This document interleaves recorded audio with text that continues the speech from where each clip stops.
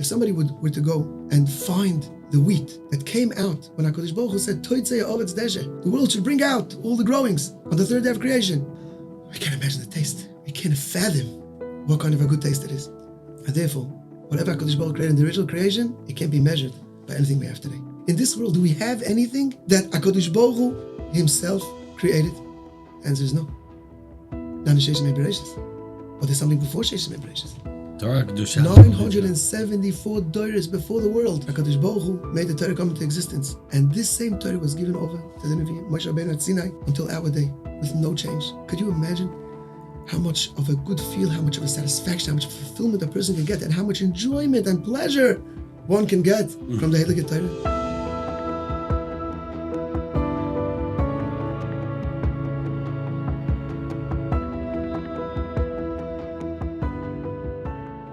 Baruchim Abayim, and welcome to Torah Talks Chazaq's program with special guests. We have with us all the way from Eretz HaKodesh, Eretz Yisrael, Rabbi Avraham Yosef Ruby from Modin Elite, Brachfeld. Baruch haba harav. So good to have the Rabbi. It's a pleasure to be here. Thank you so much for joining us. And we're going to be speaking about how to gain satisfaction in learning. And it's a very, very perfect topic right before Shavuot. And before we get to the topic, we get a little bit of background about the Rav. First of all, I want to thank you for inviting me. Of course. And thank you for giving me the opportunity. 100%. Being in Eretz Yisrael, I was not exposed to Chazaq and all the amazing work that you're doing. Just having a bit of a tour before I came up here to this office, it's something that's amazing and it's unfathomable.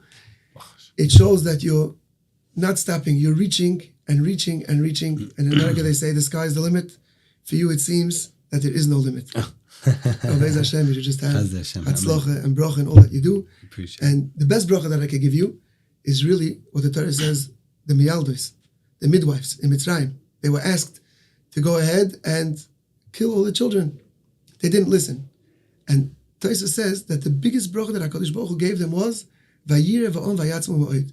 What they wanted to do came into realization. They were able, they saw Klal Yisrael growing. And the fact they saw Klal Yisrael growing, that was their biggest bracha that they were able to have. So I wish to you as well, you should just see this unbelievable factory of Torah and of Ma'asim Tovim just grow and grow and grow. You should be able to make more shidduchim and learning, shidduchim between people and build up Yiddish homes. And you should just have Hatzlacha further and further. I was born and raised in Brooklyn, New York. Originally started off in Borough Park, moved to Kensington. I learned in Yeshiva Chassan Sofer. From there I went on to high school in Bayonne. I learned by Reb Shaul Bruz, Zechat Tzadik Livrocha, and afterwards by Reb Shmuel Birnbaum, Zechat Tzadik Livrocha. Very fortunate to have such prominent Rebbeim. I think two of the most prominent Gedolim ever lived in America. Biggest Mabitzei Torah. And afterwards, I went to Etzrol and I learned by the famed Goyen. Whenever I say his name, my whole body is full of excitement. Moshe Shmuel Shapiro, Zechat Tzadik Livrocha, the Yeshiva Be'yankiv. He is the Torah figure that molded me and gave me the appreciation for Torah and gave me the encouragement as long as together with the yearning of Torah. I see how much Torah he has and I see how much happiness he has in Torah. It made me just want to learn and learn and learn. Until then, I must admit, I wasn't so devoted to Torah, but from the day I came into Ber Yankiv, my life changed. From there and on, everything was about Torah. Everything was about knowledge of Torah. Everything about the depth of Torah. Everything was about knowing more and understanding better. That I all owe to my Rebbe, Zechat Tzadik Livrocha L'Chayil L'Mabo, Rabbi Shmuel Shapiro, Zechat Tzadik Livrocha. Today, after he gave me the opportunity to teach in the yeshiva, I was Rosh Bekius, that means afternoon Seder, in charge of the learning, 200-300 Bochrim. I was able to say shiurim there. I said 2 shiurim a week. One shiur was just understanding the sugyas that we're learning. Some people don't put such an emphasis on Bekius. In the yeshiva, that's how it was. And then one shiur is like a chabura. Once a week, take a topic and make a esek out of it. I left the yeshiva after 7.5 years of being in this position. I decided I want to learn halacha as well. So I went out, I joined Dirshu. They have the halacha program, and they had two programs together. They had one program of learning halacha, and then it's a 10-year program. So I have 5 years and 5 years. Right. The two programs really they go down the same path. The second program is really a chazorah on the first one. That's 35%. And the other 65% is new topics.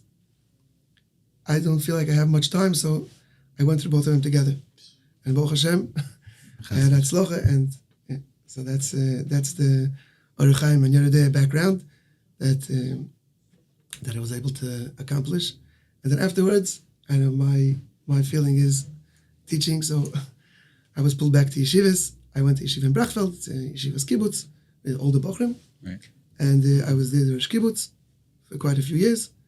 At the same time, Rabbi Avraham Peretz, Shlita, who was a Talmud of Rav Scheinberg, he was a star Talmud of Rav Scheinberg, and he opened up a Bezdin, and he was teaching Dayanut in Kiryat Sefer. So I saw the opportunity, and I seized the chance, and I went to learn by him. Baruch Hashem, I'm learning by him already 10 years. For the last 5 years, I'm a Dayan in his Bezdin, Chukat Mishpat, in Kiryat Sefer, and I work in another Bezdin also, Darkei Mishpat, by Rav Be'eri. So that's what I do for a living. Baruch Hashem, Chazdei Hashem. And the Rav just mentioned a little bit. I know on a personal level, Baruch Hashem, Mechaber Bal Sfarim of, I believe, 12 Kanainar Sfarim, Kenir Bu, and teaching here, there, and everywhere. So Shechar Av, Yagdid Torah V'Yedir, we should continue spreading the light of Torah, all of Am Yisrael. And that's the topic we're going to be speaking about, of how to gain satisfaction in learning. And one might ask, why is there always an emphasis about learning Torah? You have to learn Torah. The rabbi always speaks about it. The Rebbeim always speak about it. You have to make sure to have kaviyut, set times of learning.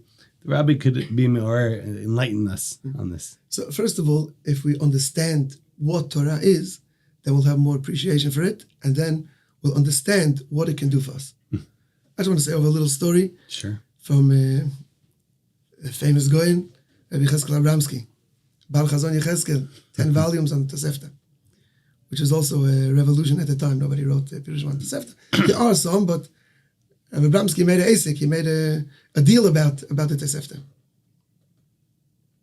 This story is brought down by Moshe Mordechai Schulzinger in one of his stories. I think it's Pnei Avi Ezri, and it's an amazing story. It did a lot for me, and I imagine that it'll do a lot for you as well.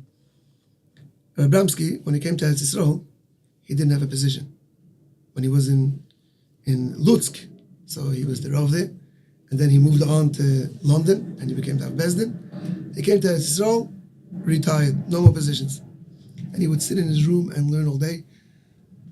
At times, he would say a shir in Kol Torah, when they asked him to say a shir, but basically, he was in his room and just buried himself in his learning. And one day someone comes in and he sees Rabbi Abramsky learning. And Rabbi Abramsky tells him, have a seat, I want to tell you something. He says, I'm here in my room all day. And I go through a blot. And I review it 7-8 times. And then afterwards, I learn Rashi, Tosfos. I summarize what comes out of that. Then I open up a Rambam. And I open up the Rambam and I see, if the Rambam is in agreement with Rashi and Tosfos, what I learned till now, so there's nobody happier than me. But if there's a difficulty, if there's a conflict between them, so then I'm not, I'm misplaced. I don't feel comfortable, and I have to go ahead and see how we could answer this question. Sometimes it could take 3 days, sometimes 3 weeks, but when I finally come to the right answer, I come to the right understanding. There's nobody happier than me. Then I take out my pen and I write Chazon Yecheskel. Then I take a look outside my window, and I see people building villages, people building cities. There's a whole world out there. There's so much going on. And I think, look at what they're doing. And I'm just here with my Gemara. What a contrast. And he says, you know what Abramsky did? He opened up a Siddur, Pirkei Avot, Perik Bet, and he sees over there, Rabbi Avraham ben Zakkai, he measured his Talmidim. He weighed them. He sees he has some Talmidim on one side of the scale, and he puts Rabbi Eliezer ben Hurkinus on the other side of the scale. Rabbi Eliezer ben Hurkinus outweighs them. But if I take all the Talmidim, together with Rabbi Eliezer ben Hurkinus, put them on one side, and take Rabbi Eliezer ben Aroch and put him on the other side, then Rabbi Eliezer ben Aroch outweighs everyone. I think to myself, what are Chazal trying to tell us here? Are they giving marks to the different Chachamim, say he's better than him. Chacham are coming to teach us a very fundamental lesson. And this is very important for us in life. When you have a choice between two things, there's a lot of quantity out there. But quality outweighs quantity. And then our brother said, I think to myself, if I'm looking for quality in this world, where can I find quality? The Torah Kedosha, it's Dvar Hashem, it's the word of HaKadosh Baruch Hu. It's live. This is quality. And this quality outweighs all quantity in the world. That's what he said, but I want to add to that. Sure. It's something very important because people sometimes think that learning, sometimes someone who learns all day, he doesn't have all the pleasures and mundane abilities that people who work have. Right? It doesn't say that the Dorshei Hashem have everything. It says, Lo yachzeru kol tov. They're not missing anything. Right? But maybe it comes at the expense. I don't know what's better. Why should I pick this over that? It's a very interesting Chafetz Chaim. It amazed me, and I think I'll be able to give it over in a way where people will be able to appreciate it. He says, if we take a look at the way HaKadosh Baruch Hu created the world, he created the world in 6 days. And after that, the world just keeps running, and it's reproduction on reproduction. Right? The fields, you take seeds from whatever grew, and you plant a new field, and so on and so forth. The people as well, and everything is a reproduction. What is if we want to weigh the difference between something that was reproduced and something that was on the original creation of HaKadosh Baruch Hu and Sheis Mei Bereshis? Obviously, Sheis Mei Bereshis has a much greater value. It's much more quality. And why is that? We see in Chazal. Chazal say that HaKadosh Baruch Hu took the Levyosan and salted its flesh for the tzaddik and losid lovei. The future. Right? Why do we have to do that? The Rambam says, it's Shmuel, member of Shmuel in the Gemara in Brachos Lamed Dalet, Ein ben olam hazeh l'mois HaMashiach, elo shebet malchus bilvad. There is no difference. The world will keep on going when Mashiach comes.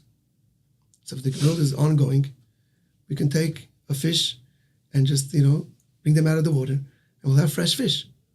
Why then did HaKadosh Baruch Hu salt the Levyosan tzaddik and losid lovei? And the answer is very simple. Because that fish, that quality of fish, you can't get it when it's a reproduction. So it's fresh fish. But that original fish, much better. And HaKadosh Baruch Hu took yayin ha-meshuma ba'novov, also misheis mei bereshis. The tzaddikim, there's a great banquet waiting for them. They're going to have wine that's staying in the grapes, and it's just getting older and better. And we can imagine the taste of that. Says the Chafetz Chaim, if somebody were to go and find the wheat that came out when HaKadosh Baruch Hu said, Toitzei ha'oretz deshe, the world should bring out all the growings on the third day of creation. And we have that wheat, and we're able to make some type of bakery goods from it. We can't imagine the taste. We can't fathom what kind of a good taste it is. And therefore, whatever HaKadosh Baruch Hu created in the original creation, it can't be measured by anything we have today. Now, there's nothing left besides what HaKadosh Baruch Hu said for the tzaddik and losid lovei. In this world, do we have anything? Do we have anything that HaKadosh Baruch Hu himself created? The answer is no. Not in Sheis Mei Bereshis. But there's something before Sheis Mei Bereshis. Torah Kedusha. 974 doros before the world. HaKadosh Baruch Hu made the Torah come into existence. And this Torah Kedusha is the same Torah Kedusha that HaKadosh Baruch Hu is Kli Shashua B'chol Yom. HaKadosh Baruch Hu Kivyochel plays with the Torah. It's something so enjoyable. And this same Torah was given over to the Nevi'im, Moshe Rabbeinu at Sinai, and the whole Mesaris HaTorah, and to the Nevi'im, and to the Tanoim, Amiroim, Abonos Savaroi, Go'onim, Rishonim, Achroinim, until our day, with no change. There's only additives. You see the Svarim keep on coming out. And the Torah grows, and it becomes more explanatory, and more able to reach out and grasp it. It becomes that much easier with the time. And we have the ability to get it. Could you imagine how much of a good feel, how much of a satisfaction, how much fulfillment a person can get, and how much enjoyment and pleasure one can get from the Heilige Torah? Very, very, very powerful and very, very, very true. We have a obligation, day and night, every single day and every single night, And one might say, okay, this sounds great, but how do I appreciate the learning? I understand. I open up the books and so maybe the rabbi is saying maybe because today so many more Sfarim are coming out, all these different languages and different versions, different explanations, you have to find what you connect with.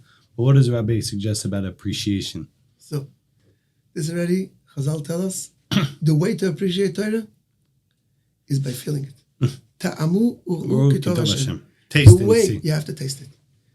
Just like if I were to go and try to explain the taste of wine to someone who never tasted wine, he wouldn't be able to understand what it is.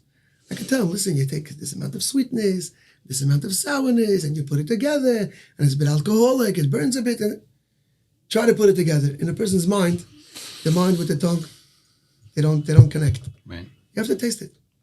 Ta'amu kitov Hashem. You want to feel it? You want to realize it? Go ahead, feel it, and you'll get it. David HaMelech says, amazing, David HaMelech says, Mo ahavti te'osecho, kol hayom yisichosi. I heard this from my Rebbe Chazaq and Moshe Shmuel Shapiro. He was at Simchas Beis She'evan, Tovshin Samech Vov. He wasn't feeling very well, and he was sitting in a chair. He was very weak. And at the Simchas Beis She'evan, he decided to give a message to the Olam. He was dancing around. It's amazing what's going on there. And he wanted to give a message. He says, Rabbi say, there's nothing like the Torah Kedosha. But David HaMelech is coming and saying, the Torah is so beloved. Mo'ahavti says, I love it so much. So I'm busy with it all day. Someone who loves something is busy with it all day. There's other things around in the world. You know what I'm saying? You keep it in mind. It's something that you go ahead and deal with from time to time. Someone who likes a certain food, he's not going to be busy with it all day. Right? So then he got up and he gave such a scream. He said, David HaMelech is not saying he loves Torah. David HaMelech is saying, Mo hafti secho. I gewalt how much I love the Heilige Torah. That's why kol hayom yisichosi. But then there's another idea. David HaMelech says, Kol hayom yisichosi. It's my personal speech. Sometimes a person thinks, Torah is nice. I'm willing to give it a try. I heard it's great. But it's not something that he's connected to. It's not mine. Somebody else's, there's a Rav, he says a drosha.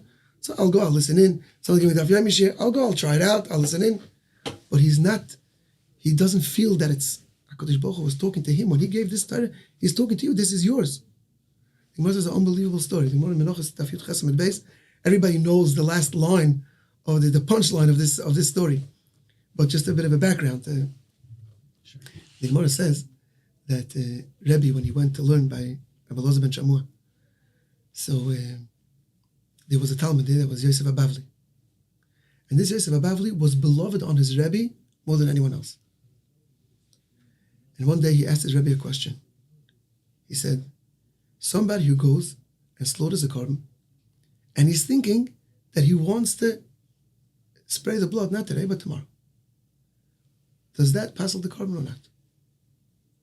So his Rebbe told him, kosher. Okay. He asked him in the morning. He asked him again at noontime. He asked him afternoon. He asked him at night. The first 3 times he got the same answer. At night he told him, kosher. But Rabbi Elazar says, passel. His face lit up. It's not lovely. And his Rebbe told him, it seems that, we're not on the same page until now. I told you what the halacha is. Why are you so excited? So he told him, I heard that there is Rabbi Elazar Shita that holds that it's puzzle. And I went to all my friends, all the Talmidim, and nobody else heard this. So I'm looking to find Rabbi Elazar Shita. And when you told me Rabbi Elazar Poisel, boom, you gave me back a lost object. This was something that I was missing. You gave it back to me. So Rabbi Elazar heard that, and he said, Ashreichem Talmidei Chachomim. He made a song out of this. Ashreichem Talmidei Chachomim. Shedivrei Torah chavivim aleichem beyoser. The Torah is so beloved on you, beyoser, especially loved upon you. And then he called out this pasuk.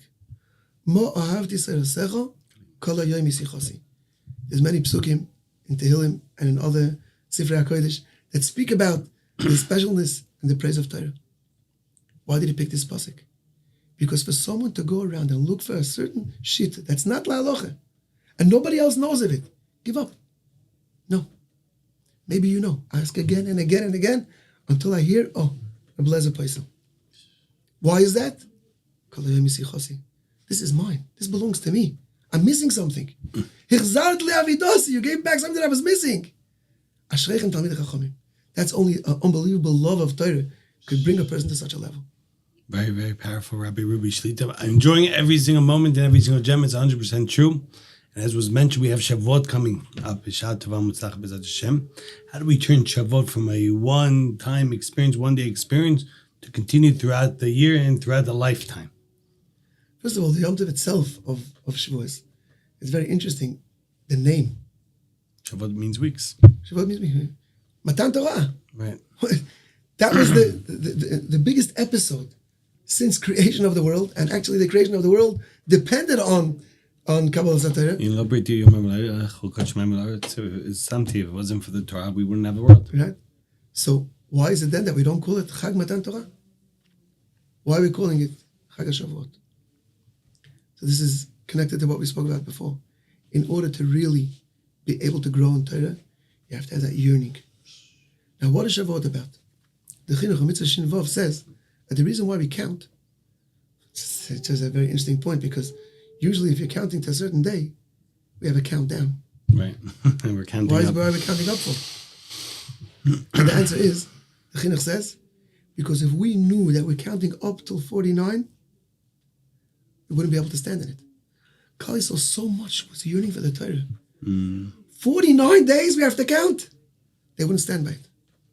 So HaKadosh Baruch Hu says, let's count up. Start with 1. And he says, interestingly, that when we get to the midpoint, 25, then we should start counting down. This is true, but once we started one way, we keep that way. Right. Just to keep it that way. But this comes and shows us how much Klal Yisrael was yearning. The fact that we're counting days. When are we getting to Matan Torah? This alone shows us how important it is. And it really is a build-up inside of us to Kabbalah Torah. Right? We're building up. We're yearning. We want to get to that special day. Ke'eved yishav tzeh, like a slave in a field. That's, the sun is beating on him. And he's just yearning for just a bit of shade in order to black out the sun just for a bit of time. This is a day that's unbelievably important to us. And we're waiting and counting up till when are we going to get to this special day? So that's just Shavuot. That's in the name already. We see what it's what the day is about and what Chag HaShavuot is about. So we go ahead and we take this one night, and we stay up learning. We're starting off on the right foot. Right. Why doesn't it continue? I was once in Australia, and somebody asked me. He said, "I'm 20 years Bal Tshuva. And I'm learning, and I'm really learning. I go to every shir here in town. I don't feel it. I don't feel it. Why? I can't answer the question. I was a younger man. I was an older person. I can't answer the question, but I'll tell you all about that I saw from my Rebbe. He says, Pasuk says, Va'ato im shemoya tishmu bekoili. Rashi says, Va'ato im tekablu lemeimri. If you'll accept, if you'll commit yourself to Torah, from here on, the Torah will be sweet by you. Shekol atchalot kashot. All beginnings are difficult.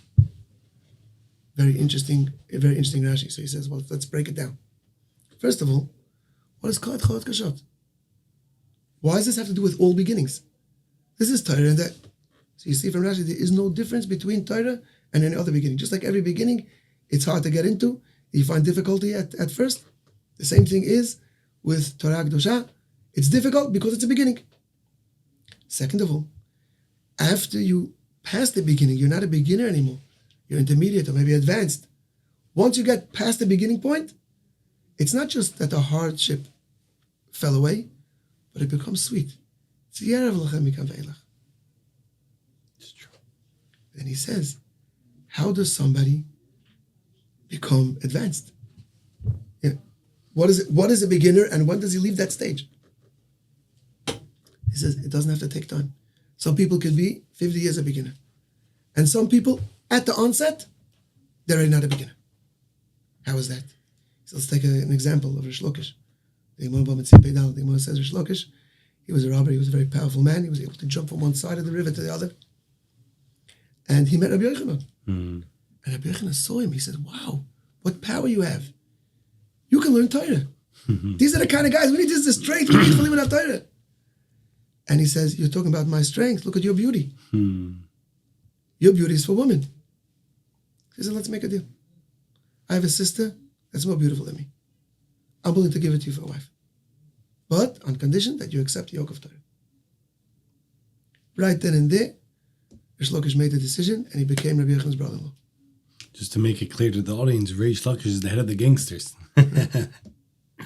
And he became who he became.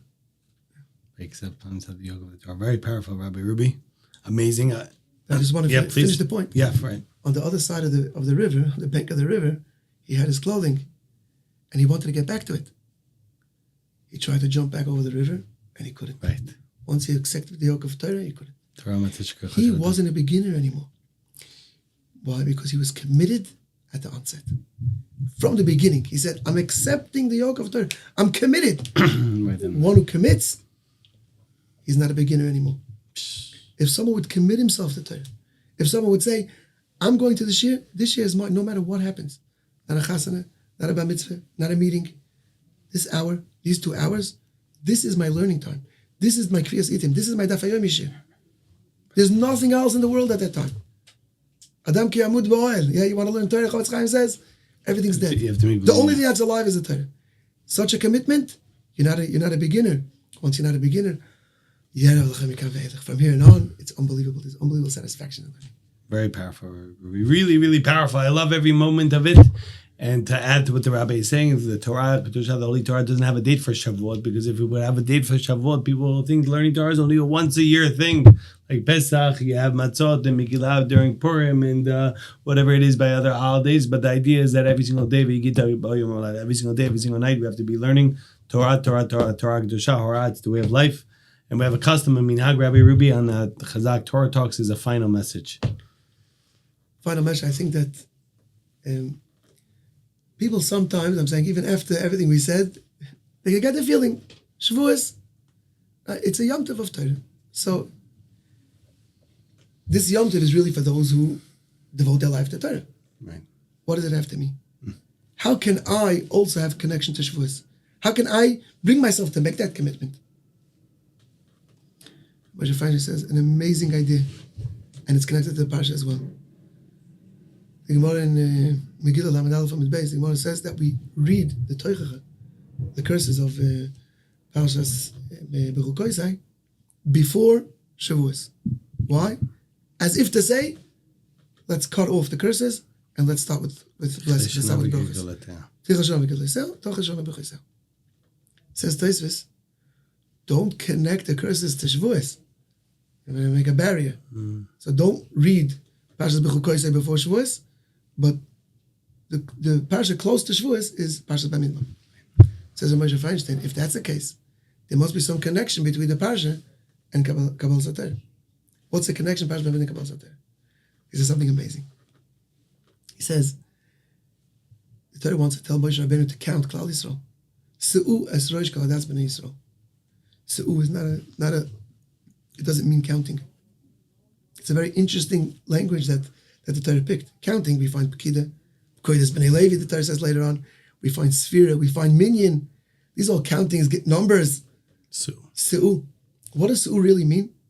Uplift. So Rashi says in Parshas Kisiso, Kisiso Rosh B'nai Yisrael, if you want to accept and gain the number of Klal Yisrael, so then everyone should give Machzor Shekel and count it. That's a very roundabout way of saying it. Right? Why don't you just say count them? So Moshe Feinstein says when we count Klal Yisrael, we're really uplifting them. Every Yid knows you're a number, like everyone else. Hashem's counting every Yid because every Yid counts. And every Yid has that ability. And this is especially important before Shavuos. Someone could think, Shavuos, not for me. The guys that learn. The guys that are learning, I'm an honor. I keep to my things, and says the Torah, no. Counting. Se'u. You should know, I mean you. I mean you. I want you, HaKadosh Baruch Hu saying. I want each and every one of you, because you're all important to me. You're all part of this unbelievable symphony that's called Klal Yisrael and gives a great nachas to HaKadosh Baruch Hu. Wow, amazing, Rabbi Avraham Yosef Ruby Shlita, such chizuk, such inspiration. Or I would tell you, ladies and gentlemen, everyone ever heard about it, the importance of learning Torah, getting satisfaction you're learning. We want to thank the Rabbi for joining us. I want to thank all the various different platforms that host Chazaq Torah Talks with an emphasis to our friends at Torah Anytime. Special thanks to Daily Giving. $1 a day goes a very far way.